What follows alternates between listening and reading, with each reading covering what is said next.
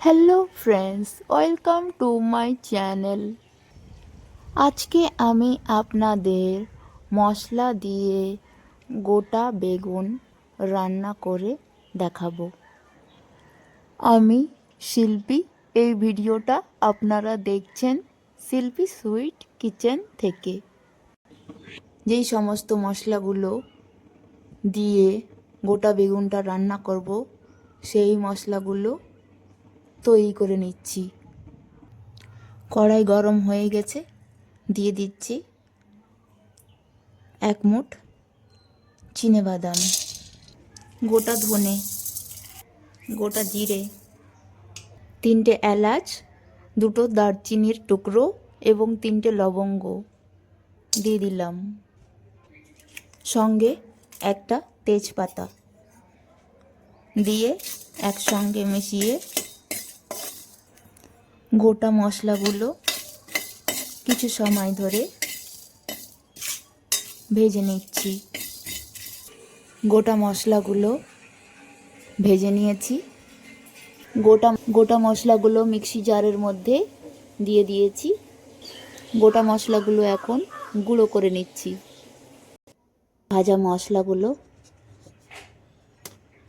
Mixie জারে দিয়ে পাউডারে পরিণত করে নিয়েছি। মশলার গুঁড়োটা এক সাইডে রেখে দিচ্ছি। নিয়ে নিয়েছি 2টো গোটা পেঁয়াজ, 3টে কাঁচা লঙ্কা। পেঁয়াজ 2টো ছিলে নিচ্ছি।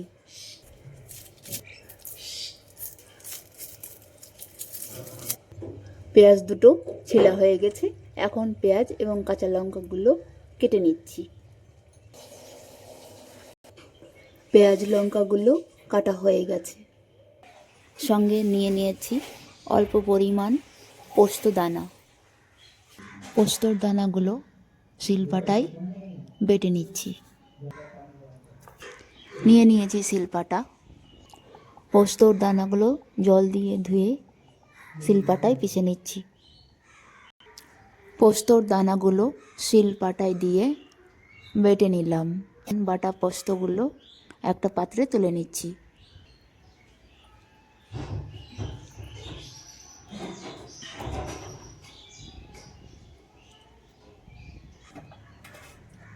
এখন নিয়ে নিয়েছি একটা গোটা রসুন এবং 1 টুকরো আদা। আদা রসুনগুলো ছিলে নিচ্ছি। আদা রসুনের টুকরোগুলো মিক্সি জারে দিয়ে মশলা করে নিচ্ছি। মশলা করা কমপ্লিট হয়ে গেছে। নিয়ে নিয়েছি এখন 4-5টে গোটা গোটা ছোট সাইজের বেগুন। বেগুনের ডাঁটাগুলো অর্ধেকটা কেটে দিয়েছি এবং অর্ধেকটা রেখে দিয়েছি। সম্পূর্ণটা কাটলে চলবে না। এবং বেগুনের মাঝখানটা অল্প করে কেটে দিয়েছি, যাতে পোকা টোকা থাকলে দেখা যায়। প্রত্যেকটা বেগুনই অল্প করে মাঝখান থেকে কেটে দিয়েছি। বেগুনগুলো জল দিয়ে ধুয়ে পরিষ্কার করে নিয়েছি। নিয়ে নিয়েছি একটা পরিষ্কার পাত্র। পাত্রের মধ্যে পরিমাণ মতো দিয়ে দিচ্ছি হলুদ গুঁড়ো, শুকনো লঙ্কা গুঁড়ো, লবণ,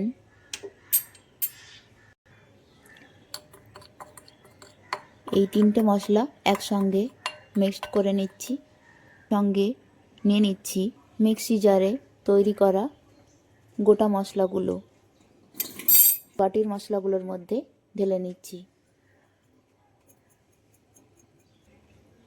একসঙ্গে মিশিয়ে নিচ্ছি।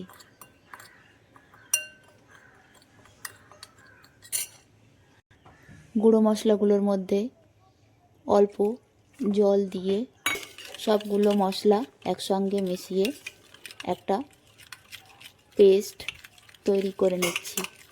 মশলার সঙ্গে নিয়ে নিয়েছি গোটা বেগুন। বেগুনগুলো এখন মশলা নিয়ে মাখিয়ে নিচ্ছি।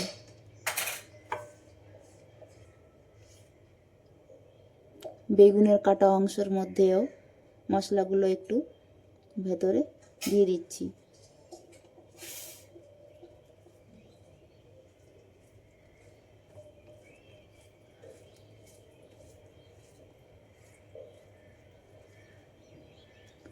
প্রত্যেকটা বেগুনের মধ্যে একই নিয়মেই মশলাগুলো দিয়ে দিচ্ছি এবং বেগুনের গায়ে লাগিয়ে দিচ্ছি।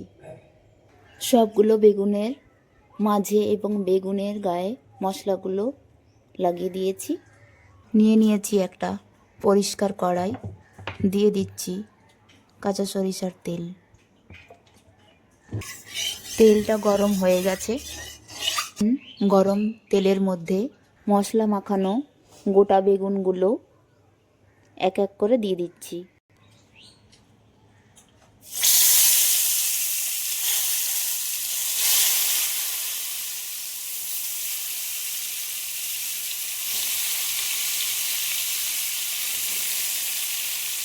সবগুলো বেগুন কড়াইয়ের মাঝে দিয়ে দিয়েছি। বেগুনের এক সাইডটা ভাজা হয়ে গেছে, তাই অপর পার্টটা উল্টে দিচ্ছি। বেগুন ভাজাগুলো তুলে নিচ্ছি।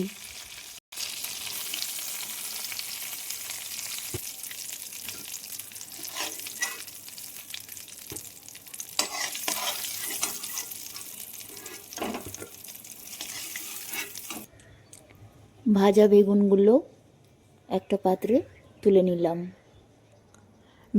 এখন নিয়ে নিয়েছি একটা পরিষ্কার কড়াই, দিয়ে দিয়েছি পরিমাণ মতো সরিষার তেল।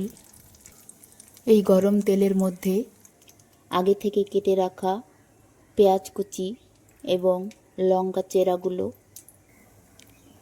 তেলের মধ্যে দিয়ে দিলাম। পেঁয়াজ লঙ্কাগুলো তেলের সঙ্গে মিশিয়ে নিচ্ছি। সঙ্গে দিয়ে দিচ্ছি 1 টিস্পুন আদা বাটা, 1 টিস্পুন রসুন বাটা, একসঙ্গে মিশিয়ে নিচ্ছি। পেঁয়াজ লঙ্কা এবং রসুন আদার পেস্টগুলো একসঙ্গে মিশিয়ে হালকা হালকা ভেজে নিয়েছি। এখন এই মশলার মধ্যে আগে থেকে তৈরি করা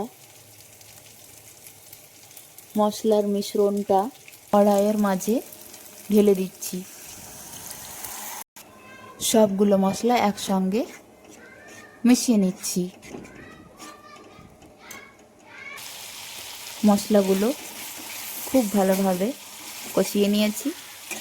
মশলার মধ্যে থেকে তেল ছেড়ে দিয়েছে। এখন এই মশলার মধ্যে দিয়ে দিচ্ছি পোস্ত বাটা।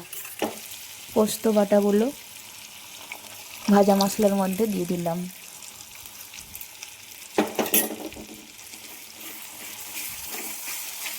পোস্ত বাটা দিয়ে মশলাগুলো মিশিয়ে নিলাম।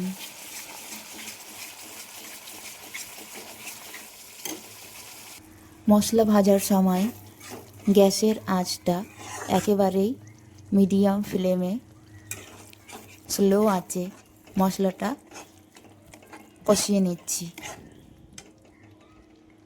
মশলাগুলো অনেকটা সময় ধরে কষিয়ে নিয়েছি। মশলার কাঁচা গন্ধটা দূর হয়ে গেছে। এখন এই ভাজা মশলার মধ্যে দিয়ে দিচ্ছি 1 বাটি গরম জল।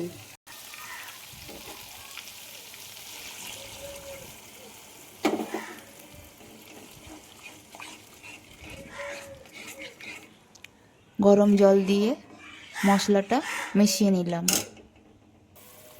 এখন মশলাগুলোর মধ্যে দিয়ে দেব আগে থেকে ভেজে রাখা গোটা বেগুন। গোটা বেগুনগুলো এক এক করে মশলার মধ্যে দিয়ে দিলাম।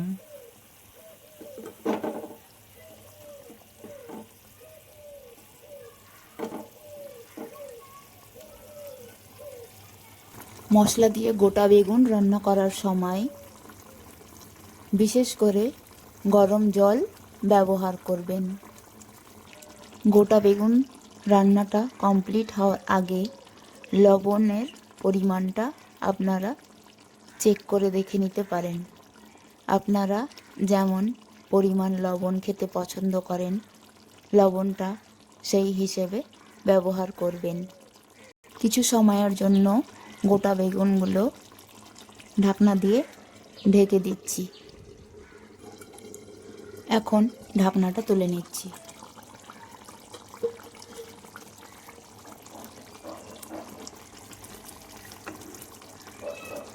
বেগুনগুলো পুরোপুরি সেদ্ধ হয়ে গেছে।